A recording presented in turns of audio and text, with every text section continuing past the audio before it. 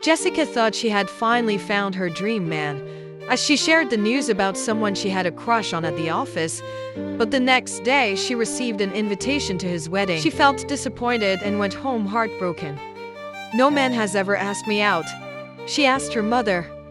"Mom, when will I find the right person?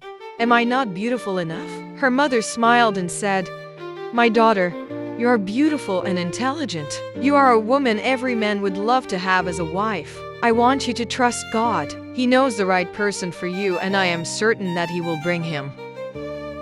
On a beautiful Sunday while at church, something unexpected happened. A young man approached her and asked for her number. Months later, he proposed. She ran to her mother shouting, "Mom, he proposed." Her mother smiled and said, "I told you, my daughter, God never fails."